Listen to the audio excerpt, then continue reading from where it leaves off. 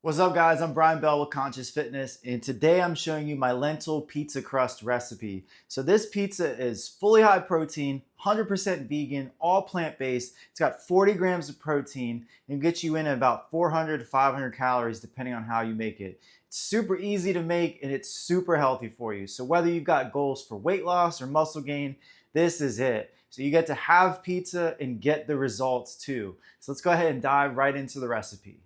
All right, step one is we're going to use a container, put on the scale. Let's hit tare, and our goal is to use 140 grams of lentils. So each pizza crust is going to have 70 grams. So let's go ahead and make two so we can save ourselves some time.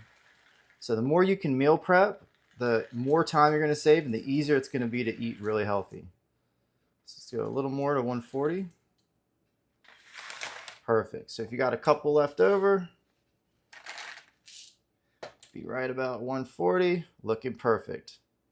Next up, you'll want to rinse the lentils out with some water and then pour some water back in and let these guys soak anywhere from about 2 hours, maybe 3 hours. If you're in a rush, you can definitely do this without, but the pizza crust is going to be a little more firm. So next up, let's go ahead and drain this excess water out of the lentils.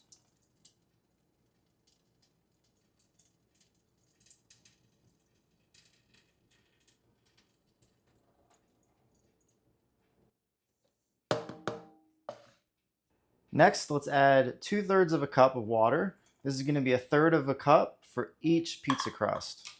Next up, we're going to add some spices. So I'm going to do a bit of black pepper, and do some paprika. I'm also going to do some turmeric. Let's do a little a little onion powder as well. And if you'd like, you could do some iodized sea salt. That way you get some iodine in here. Salt, definitely optional. And then next up, our main ingredient, baking powder. This is going to help the crust rise. So I'm going to use a full teaspoon. So let's start by preheating the oven up to 450 degrees to get us ready for these pizza crusts. And now let's go ahead and blend everything up so we create a nice liquid batter.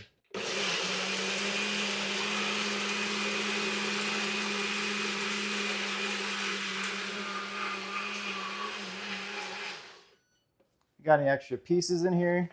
Shake it up, try to get them all out, and we'll make it extra smooth.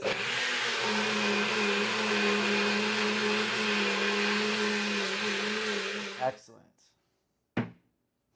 So now we're going to take a look and we'll see we've got a nice liquid batter.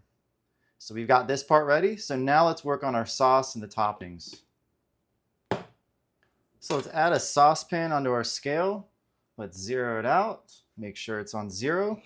And we're going to use some marinara sauce here. I love sauce. I'm definitely an extra sauce person.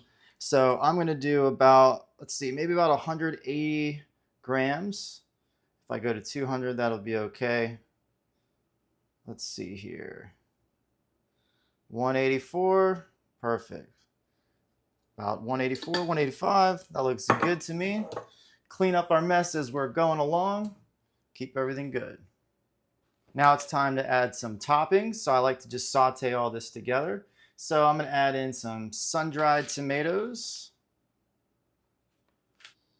How about a few roasted red peppers? Next, I'm going to add in some spinach and a little spring mix as well. And I usually love adding onions and artichokes, but unfortunately I'm out of those today. So what's cool about this is you can just use what you have around. And to give it a nice protein boost, I'm going to add in some tempeh.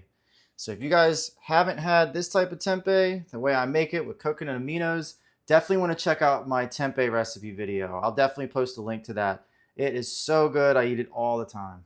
So chances are at this point, the oven's probably preheated and we can go ahead and put this pan on. We're going to put it on about medium to high heat. You could definitely add some more spices if you want. So I'm going to add a little more turmeric. Just add some things on the top. And then we're going to go ahead and cover this and let this cook for a few minutes. In the meantime, we're going to go ahead and grab our batter. So if you have a pizza tray, you're going to look like a pro, but right now I've just got some cookie sheets. So I'm going to show you how to make more of a rectangular pizza. You can do an oval-based one, but I really like the rectangle. So what we're going to do is pull out some parchment paper, get these lined up here. And again, we're going to do 2 of these at a time to save ourselves that time to meal prep. So now with these, with the batter here, you do have the option, if you really wanted to, you could weigh this out and split it up. But for the sake of this, I just like to eyeball it. It's pretty good. Now, the longer you let this mixture sit in the water and let the lentils soak, the more liquidy and creamier this is going to be. So you'll find your own preference. These ones only soaked for about maybe 30 minutes or so. So it's going to be a little bit firmer, a little thicker, but you'll definitely find which kind of version you like the most. So let's go ahead and scrape all this out. We get everything onto the sheet, and then we'll spread them out.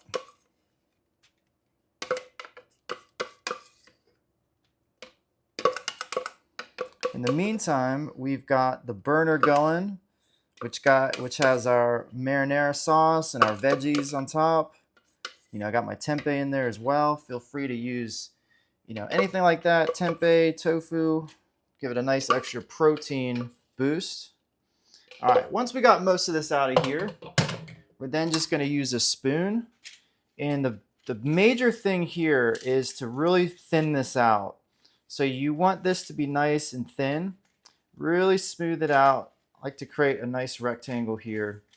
So the thinner it gets, as long as it's even and consistent, it's going to cook all the way through. Because the goal here is to have this cook and to not have it stick to the pan. Right, so you'll see some spots are going to be a little thicker than others. So we want to try to get this as good as possible. Also, when it's really liquidy, one of the things I like to do sometimes is hold it down to the side and just let it shift. That really helps it even out. One other thing to note, the longer you soak the lentils, probably the bigger surface area you're going to get on the pizza. That's one of the extra benefits about letting them soak for about 2 to 3 hours versus, you know, just 30 minutes or so. So we're going to spread this out.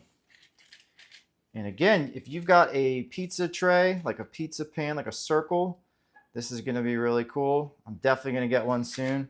But I actually really like the square style. It's pretty cool. Or the rectangle style. There's a place, because I'm from Maryland, we had this place called Lito's Pizza, and it was all rectangular based pizza. So you'd have these little squares or little rectangle shapes. So it was always pretty cool. I loved it, but of course, there was nothing vegan back then. And if you're up in Maryland or in that area, they still have Lito's up there, but I'm not sure if they got anything vegan now, so I haven't been back. All right, awesome. So I want to try to get these so they're not super thin, just as even as possible. All right, perfect. All right, that looks pretty good. Let's get a little bit of everything in here. Awesome. And you definitely want to use parchment paper. Do not use aluminum foil. It's not going to work out well. We want to make sure this is non-stick. And we're also not using any oil at all in this recipe too. So that's going to save us on extra calories. And, you know, again, we don't need oil at all. Fats are good, but extra oil, just a big extra amount of calories. Okay, checking in here. This is going to go ahead and mix up. Give it a good stir. This is looking really good. So I'm going to go ahead and just turn this burner off. That's perfect. All right, now it's time to add these pizza crusts in. Make sure you're using an oven mitt. And we're going to put one down here. put one up here. We'll do 2 of these at a time. All right, so now that the oven's preheated to 450, let's set a timer for 12 minutes, and we're gonna let these pizza crusts cook. All right, we'll be back in 12 minutes. All right, now that 12 minutes is up, it's time to pull out our crusts. So first one I'm gonna pull out, I'm just gonna set to the side because we're gonna use that to prep for later. We can have one more for tomorrow. All right, and now your first major step, once you pull out this crust, is to actually take another sheet of parchment paper and set it on top. What we're gonna do is actually flip the crust over so that we can remove it from this one. So nice and easy, nice and slow. You might have a couple bubbles in it. It's okay. They'll deflate basically. And so the thinner you get this originally laid out, the easier it's going to be for it to cook thoroughly. So I don't want any gaps. So if it's sticking at all, that's okay. Let's just go nice and slow with it.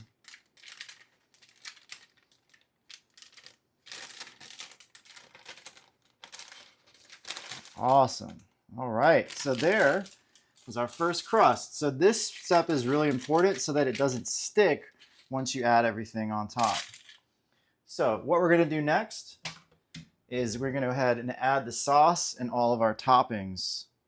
So we've already got this ready. So let's just go ahead and bring this down onto the crust. And then we're gonna pull it out to the edges. So what we're gonna do is also keep the oven on because we're gonna put this back in for just a couple minutes. So let's go ahead and set this aside into the sink. And let's go ahead and spread out all the sauce, reach the edges. This looks good already. And so what we're gonna do for the cheese, I have a secret ingredient. So we're not gonna use any artificial cheese. Nothing fake, nothing super crazy. You know, what we're gonna do instead, that looks really good. Awesome. Yep, that was a perfect amount of sauce. So what we're gonna use, nutritional yeast. So what is really, really cool about this, I'm gonna just use a tablespoon here. And this is a nice little protein boost. A tablespoon is going to give me 2.5 grams of protein. But I'm going to be really nice and easy with this and sprinkle it around. And what's cool is that the nutritional yeast will kind of melt onto the sauce. It's really nice. So you don't have to necessarily use a whole tablespoon, but I do like nutritional yeast. I like the extra boost from it. Use a little less, it'll probably melt a little easier so it's not as solid. But I just want to be careful and just spread this around nice and easy around the sauce. And then especially as I add this back in, it's going to let it set for just a couple minutes, make it a little easier. Nice. So you can definitely do more, you can do a little less, whatever feels good for you. All right. So with the oven still on 450, I'm going to put the pizza back in. We're just going to set a timer for 2 more minutes. Hit start, and then we'll be back in 2 minutes. Now, in the meantime, we have our other crust. What we can do to save this one for tomorrow or the next meal is use a gallon-sized bag. So hopefully you've got this bag that's wide enough so that you can actually fit the crust inside of it. If not, you could split it in half and it's going to work, you know, just the same way. This one's going to fit super well because I got some big bags. And if I just slide this in here and then close it off, I'm going to be able to add this into the fridge. And guess what? Tomorrow, if I want to have another pizza, all I got to do is make the sauce and the toppings, add it on top of this, use my parchment paper on a sheet, and put it in for 2 or 3 minutes, and then it's good. So super fast, super ready to go. All right, looks like the oven is finished. And here we go. check that out. So you can see on some of these spots here how the nutritional yeast melted pretty well. So definitely the more or the less you use is going to determine how it sits, but I love it either way. It tastes so good to me. And I have one little secret ingredient next. What I like to add, just some raw broccoli sprouts, just to give it a nice nutritional boost. These are super healthy. You got so many vitamins and minerals in these. And I'm just going to spread this out. Hook them up. Let's do a little bit more. Get as many greens as we can. Perfect. Now I'm going to grab the pizza cutter, and I like to just cut this in half here.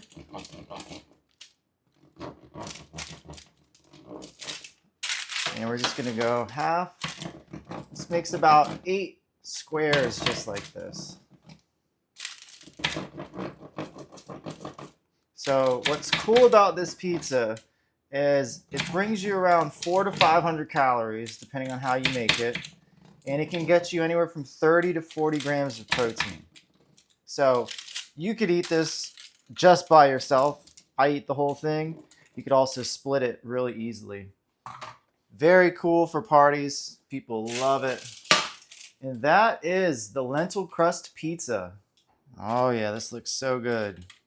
And now this is why we used that parchment paper earlier, so that this doesn't stick, so you can just easily serve it. Oh yeah, that looks good.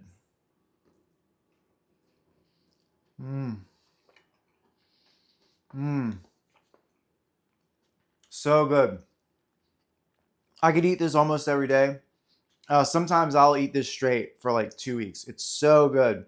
You can mix and match the ingredients that you want on it. It's just perfect. The crust is great.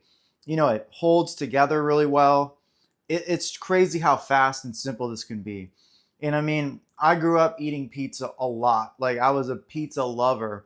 And so now, without eating gluten, without eating cheese, this is amazing that I still get that pizza taste, the pizza consistency, but it's healthy for me and it supports my goals. So I hope you guys enjoy this one as much as I do. This is definitely one of my favorite recipes. So if you guys haven't grabbed my high protein plant-based recipe guide yet, then definitely do that. I got the link below in the description and I'll put it in the comments. And it's going to be nothing but high protein plant-based foods that are all gluten-free as well. They're all designed to be very simple to make. So none of these like crazy recipes where you need to have like 1,000 ingredients that takes 30 minutes just for the sauce. This is supposed to be very simple, very convenient, and just easy ways for you guys to eat healthier at home. So I hope you guys try this one out. Let me know how it goes, and I'll see you on the next one. Peace.